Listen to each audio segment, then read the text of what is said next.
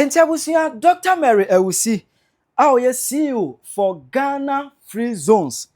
One in the Church of Pentecost in na benya asem abra wabedi omu January chime wabedi na tem ama media ebufu aba mebo ntire mu no akere wadwene ama me e comment section ahi PENYAH block media mesro say ni demo oba like video no da about subscribe button somebody click the notification corner latest update somebody kire wadwene da ama me e comment section oba so no she for enya bi ahwe eti oba Ghana hanu ade bakwa edi enya kese the issue of Galamsey. In fact, Galamsey say and say and so say bibia, you know, yen how Galamsey esiko. Am I even to a point say Mahama Abi admit say some of near appointees are into Galamsey, doing Galamsey giddy. River pra I say just say Mashada for Kwan Reswa, Kwan as well, Kemwako fan carrier sa kwesi Western North region. Ye bibia any area ho. Kwan ni su nyina ensuo bia ni wa mehu se etene a eni ye kama sensuo Yesu kase sensu ketua enam gatamu enam de ebe mu nam brejase ensuo bia no bani hu ya na eye kama David etiwa okwa akra etiwa kwan ho pani etu Galamsey je se Galamsey di wo man ni nya na no eba ye no asofo mpanimfo bia da no etu Ghana o man ni do makoma so no obia da no etum na no enam so Emmas of a penny, our da as a friend of Pentecost, or no any January Chairman. Wabekasa, now this is not the first time all Casa about Galamsey, 2022, Urban MP Pinakufat Etiabemono. Sophie Ebekasa Efa Galamsey. This is a human problem, so human beings can solve it. Where there is a will, human beings can solve it. Some people are not willing. Those people, they have to be sought for, sit them down, and cause them. Those who are not willing should be caused to be willing. That is what I'm talking about, leadership. But human beings, there's nothing that we can destroy, and there's nothing that we can build. Now that we have destroyed this, if there is a will for us to build, when we sit down, we'll build. It seems a complex issue, but we also need complex approach to be able to deal with this. So the approach should be multifaceted. When we sit down and Ghanaians put their mind to this, it can be solved. But that time, Obi any natem. Obi and Kashi and just not that will be a show concern. As a man papa, you're fighting for the interest of this country, not interest of individuals. Obi any of yatem. Emma NDC that time, Omutromu support and the mass of PENYAH because now Omu believe the opposition Jumano so from a be ed support woman sabotaging the government. Omani aje. Now was interestingly. NWHA Annals of PENYAH program. Then the program national and now occur raise the issue of Galamsey ebaye. Now go na o tire mu say the Galamsey sensu ene say nowadays no. Ama even kura nyame adwuma ya ayedene esubo. Yenya nsu a etene emu asuo mu ensu a ete whether stream or river. Yenya bi mfa anya asubo. Environmental degradation and Galamsey menace. The extensive pollution of water bodies due to illegal mining has hampered traditional water baptism in some mining communities, necessitating a shift to synthetic rubber pools in several districts to carry out the ordinance. Retention of souls.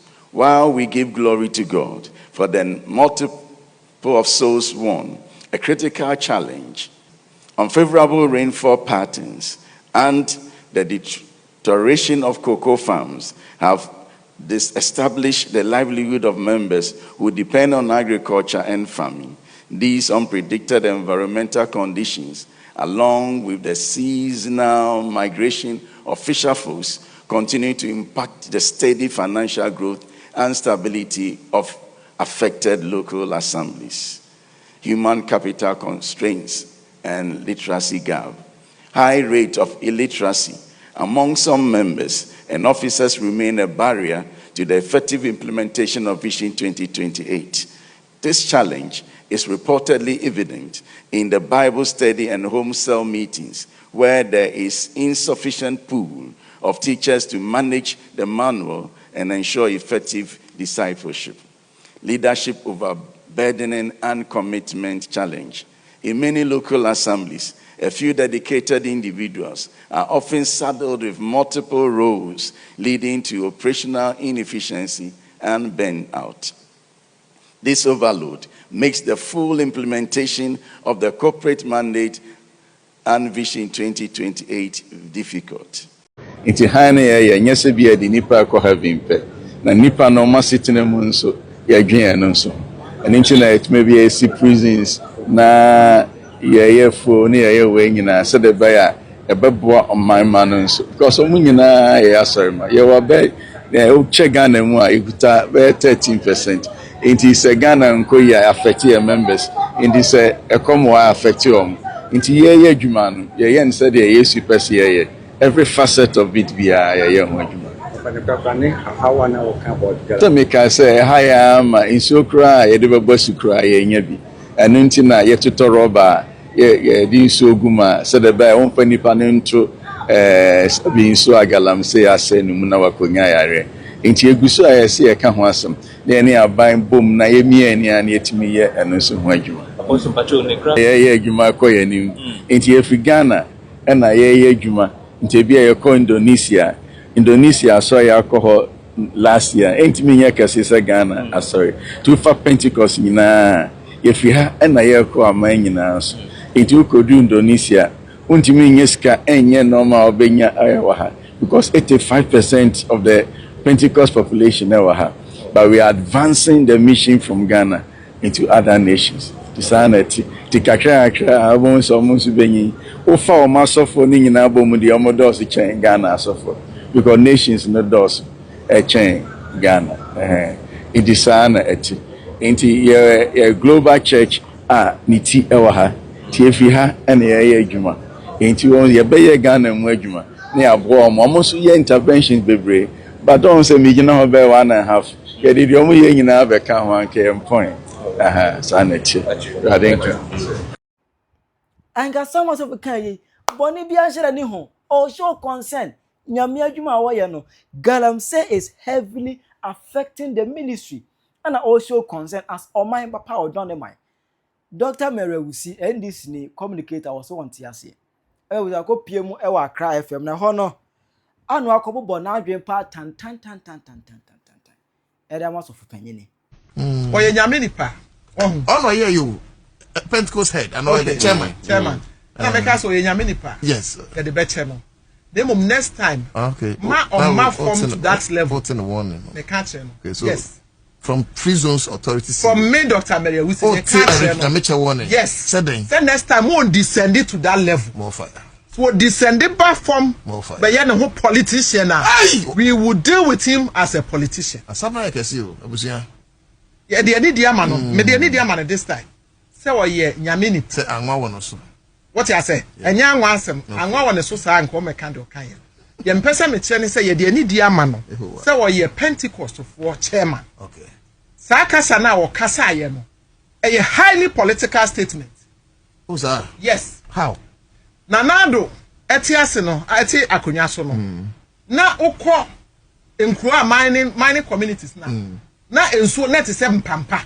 utumi de won sasa na gu nsem na Ghana ha na oni Ghana oh no Ghana na Ghana ha na oni Ghana no Ghana wo hu ya na wo hu ye energy am ba ye measures are put in place enso no afei etimi rane stability level that etimi down flow no fire eti won't mean na ho nka nche se wo hu difference ebia wo ensuo ne mu ensuo na ni ate enflow se na another time na ensuo no enflow eti se wo ye sofo na se asem a da ho a ye no kre wo se wo beyi wa sofo ntade ato ho afa political dress ashe political lens akasa next time you be treated as a politician this time you the best pen yes no ohwe so ni ne sofo djuma se na another tena so a na ensuo ntimi enflow na ensuo ntimi rane na wontumi ehye forest no mu ese Ghana no se wose wo ehun na ensuo na ni ti no e no ba be kasa statement ni ya the better no for this time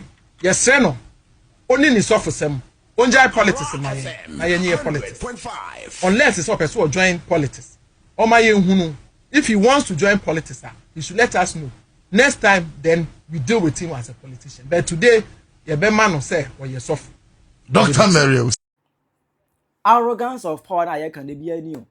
But NDC for ye niema we nyina wi ana wasa we ka se Akufo-Addo emu Ghana-fo. Na Akufo-Addo mu Ghana-fo. No wasa we can say with that title. MP for your arrogance omu mu ade. Ni abeka nsem we their title. Abronye ene asofo ba ko bi nya asem hey dey their friend people before nyina before mu ade. But nsem hunu bi asebe ekos when this amemu mu no ye nya nipa bo mu nka ho asem. O kan e be chi ntiro bi asuro. Obi asuro obi amu obi a party ni omu mu nipa. Omu fa nipa nya hwe any is party fa nipa nya hwe kase nipa ni ma se nipa ye omu nkora bi. Na sa kase na Dr. Mary Ewusi be kan ye no eno ana media na so some of the Pentecostal church members just say they massa oh your politics sir no your politics omu abe class with mami Chadi bi semonya mo dirty politics na mo ya mo hwe na man fam one for the Pentecost asori no any apostle erekinyameche yesenemo asembo ne ben pa na papa yi okan Dr. Mary Ewusi so wo so wo be ready the ma apostle a yeso ko Pentecost no yeso be ready party amount mami tin yi ye be ready party amount because we know enyamo politics ni bi enyamo dirty politics ni bi Galamsey enso ese no hey what's the audacity to threaten to warn eno ye Mary Ewusi CEO at the Emma Free Zones Authority. Di kan mi pese mi buse wo. Opanyini na no ye interview Accra FM no NDC station na minim kwabna Accra FM no NDC station na say ye dey. Cause I want to believe that say enye affiliated to NDC dia enye na presenter na wo yes interview we no there is a problem with him. Presenter no problem. Kwabna se presenter na oye interview no se station nye NDC affiliated dia enye na presenter no problem. Our problem kasiye pa ethically no presenter no kwabna na bibi kakram koyi bibi tochema na mom say ye NDC affiliated dia na ye metina se because adwuma no wo ye yatua ne ka no wo ye enti ye metina se na mom say mahu ba bia ntokwa na kwa akodru afra to the level a ene ya sofo mpo ebeka eho asem bi se Galamsey ni ekuye Galamsey no e dia ho kire ba Galamsey no emmanuel bebre normal things na eya bedane abnormal ene Pentecost of kire mu a wo mutimi mu asuni ade a wonsuom ene ade a enam Galamsey ho nsensem ni adinti na oye osofo panyina apostle Eric Nyameche Pentecost Chairman edina no betumu bia beka bia papa enye we ni first time all kan Galamsey ho nsem o in 2022 apostle apostle Eric Nyameche obeka bi MBB ni bia ni ho ba bontin be keka bibia ni ade ade kire no na si dan ne apostle Eric Nyameche se wa ba bontin be ka Galamsey ho asem a mo se munti bi da e di asem a enne de mo ti asofo nyina wo ne NDC fo mo hwe ni ye o government we mo hwe ni ye o me ka kire mo se mu ni ma Ghana ha o pa so de ya wo mo doso a sebe mpreduasa eye can say the Church of Pentecost. The Church of Pentecost omo population e do so chen asori bia gokurum ha enti se masoma fofra e mamo mfa nduru ho yebra John Dramani Mahama na no me ni wo bedi nkomo se ene wa appointees ni bi nkasa na wo mo sei wonwuma ene wa appointees ni bi nkasa na wo mo gu wani mo ase ne wo ye ne soro ho na manfo ni bi firi se wo ye ye no wo mo wase ne so dwiri wo hyehyɛ no wo madwiri wo hyehyɛ no wo madwiri mesraw enne baby aduru ni o Church of Pentecost Apostle Eric Nyameche onimonyamfo sei ene ne de NDC de wo ma fofora aduru ne so wo se me te ne warning or te papa ne warning say opese wo mo treat no as a politician a wo be treating as politician na the last one in say mane me ka sans mo be kai because a highly political talk ni nyina ne say wakoka Galamsey hu asem ni nyina ne ni o ni nyina nie wakoka Galamsey hu asem agoro ye de wo krom ha o tumi ye de wo krom ha o muma ye hwe nioma bi ye wo krom ha o na tumi wo hwei enchai bia na opem so be kan ye wo se tumi ye ni nkanso o enne ye wo bre wo kyena nye wo dia ti se ne monya power na ye mo se obi antimi nka ma asem a Yewura John Dramani Mahama, the CEO of Mary Ewusi. Yewura mesrew.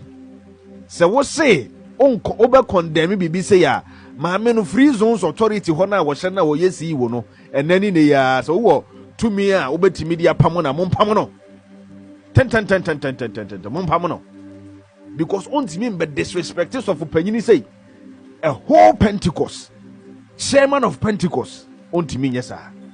It's Yewura Mahama, we are calling on you to condemn this act now. Dr. Mary Ewusi you know. So we condemn so the age na baby fa akopɛ. Obe pamono free the position na woda no. Eno an ye ka. Pamono free ho. Pamono e free ho. Yewura, wan hwe ya. Wo be ya adwuma no soro ho. Ba manfo no be dwere gu ase. Da bia me ka o.